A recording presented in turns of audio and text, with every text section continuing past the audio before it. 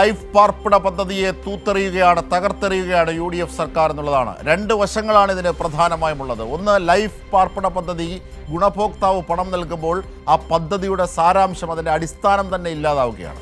സൗജന്യമായി അടച്ചുറപ്പുള്ള വീട് നൽകുക എന്നത് പിണറായി വിജയൻ സർക്കാർ കാട്ടിത്തതാണ്. നവകേരള മിഷനിലൂടെ പാർപ്പിട പദ്ധതി സമഗ്രമാക്കി ലൈഫ് 5.5 ലക്ഷത്തോളം പേർക്കാണ് അടച്ചുറപ്പുള്ള വീട് നൽകിയത്. മാത്രമല്ല, അവിടെ ഒരു സർക്കാരിൻ്റെയും ഒരു മുഖ്യമന്ത്രിയുടെയും ഒരു പ്രധാനമന്ത്രിയുടെയും ഒന്നും പണം വെക്കണ്ട എന്ന് പറഞ്ഞത് തന്നെ മുൻ മുഖ്യമന്ത്രി പിണറായി വിജയനാണ്.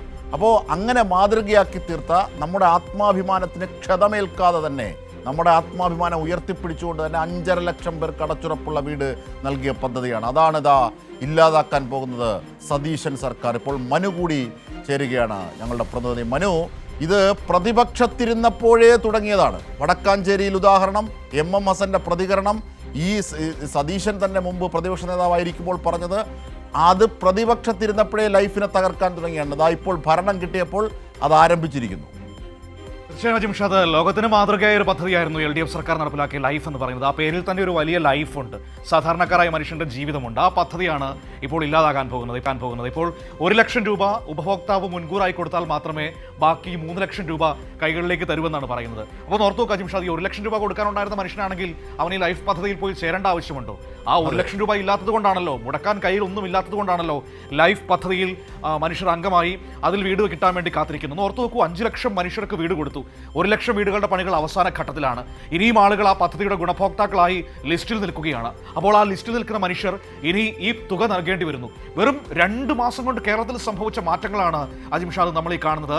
അതായത് ലോകം തന്നെ ശ്രദ്ധിച്ച ഒരു പദ്ധതി അതില്ലാതാവുകയാണ്. ഇതെങ്ങനെ സാധ്യമാകുന്നു എന്നതാണ് ഏറ്റവും പ്രധാനപ്പെട്ട കാര്യം. കാരണം സാധാരണഗതിയിൽ സർക്കാരുകളൊക്കെ വരുമ്പോൾ മുൻ സർക്കാരുകൾ തുടരുന്ന ചില പദ്ധതികൾ മാറ്റാറുണ്ട്, അവസാനിപ്പിക്കാറുണ്ട്. പക്ഷേ സാധാരണക്കാരായ മനുഷ്യനെ ജീവിതത്തിലേക്ക് ഏറ്റവും അധികം ബാധിക്കുന്ന ഒരു വിഷയത്തെ ഈ രീതിയിൽ ഇല്ലാതാക്കുന്നത് കേരളത്തിന്റെ ചരിത്രത്തിൽ ആദ്യമാണ് എന്ന് നമുക്ക് നിസ്സംശയം പറയാൻ കഴിയും.